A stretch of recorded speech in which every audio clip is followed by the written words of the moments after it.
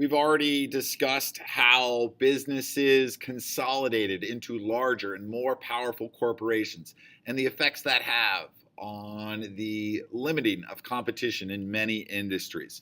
As kind of a review and to wrap up that discussion, remember we talked about trusts, Standard Oil being the first trust, and we have lots of new trusts being formed in different industries from 1898 to 1903. By 1904, 40% of manufacturing in the United States is controlled by some form of a trust. That means 40% of manufacturing is done in an industry with limited competition.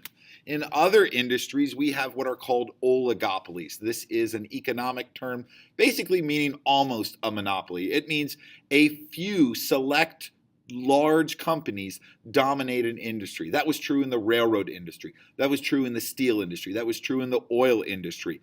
By 1909, that says 1901, it should be 1909, 1% of companies in America produced 50% of America's manufactured goods.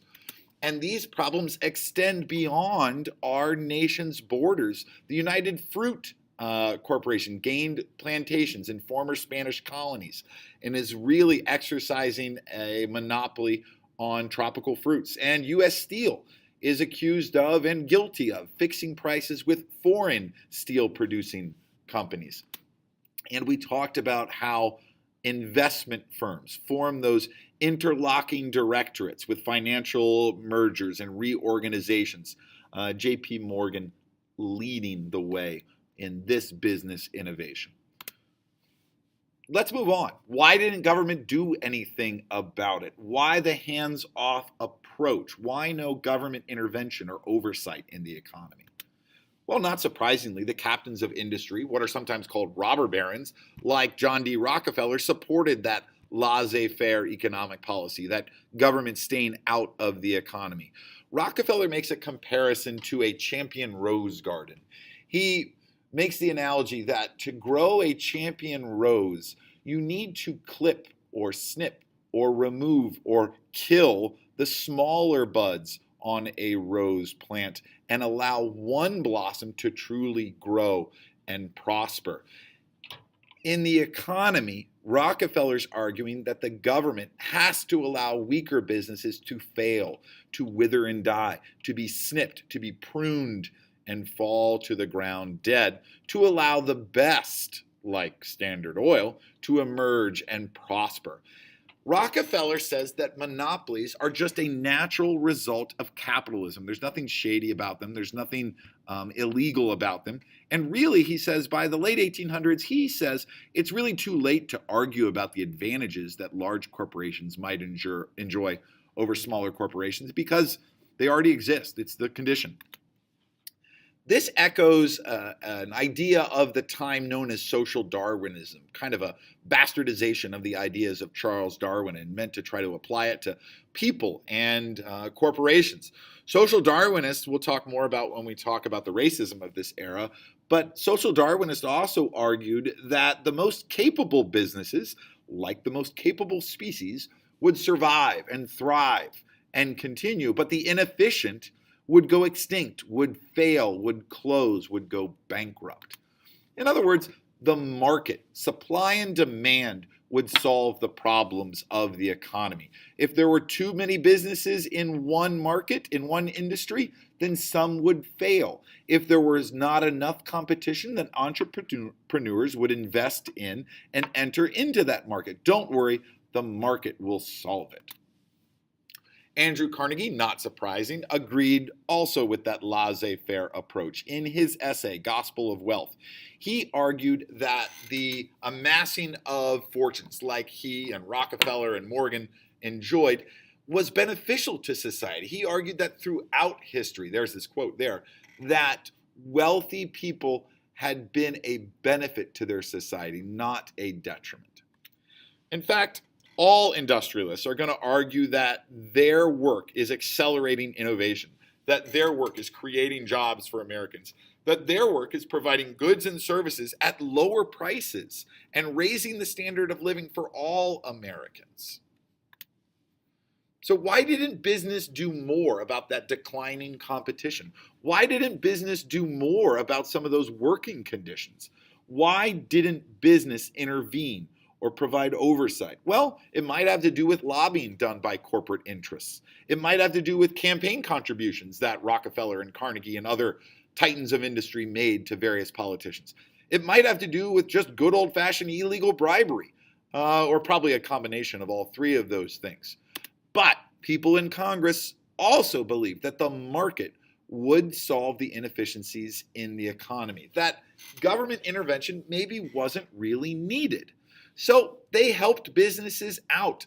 They provided lots of free land to railroad companies out west, or if not free, really, really cheap, and then maybe didn't even make them pay back the loan. They provided timber and land with minerals on it to other companies for very cheap prices. Through this time period of the late 1800s, post the Civil War, the Republican Party becomes firmly aligned with pro-business policies, starting with the tariff. As early as the Civil War, the Republican-controlled Congress passed the Morrill Tariff, which doubled the rate of taxes on imported goods. That's going to make American-made goods more appealing to American consumers. They continued to assist business with the Legal Tender Act of 1862, which created those greenbacks like we see here, and the National Banking Act of 1863, which creates national bank offices around the country to issue those greenbacks. This is a big improvement on state banks issuing their own paper notes. This is a big improvement for a national economy. This is something that helps big business. What is government not doing? Well, they're not providing any oversight. There's no oversight in the business practices. There's nobody really checking these mergers to make sure that they stamp out or are not stamping out competition. There's nobody checking the accounting operations of these businesses to make sure they're not hiding the numbers. And that's really not an issue because there are no corporate taxes either. They're also not providing any oversight to help workers. There's no oversight on working conditions. There's no oversight on wages. There's no oversight on hours that people are being asked to work.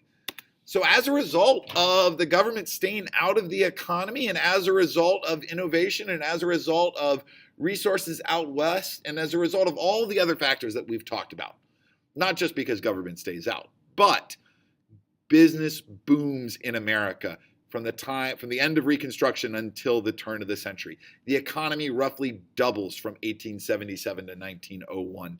So much so that by the 20th century, the United States has the world's strongest industrial economy.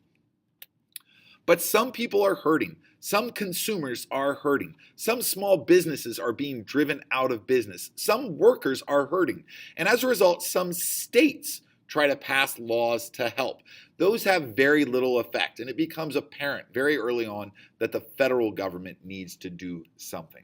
And they tried with the Sherman Antitrust Act of 1890. The Sherman Antitrust Act outlawed trusts.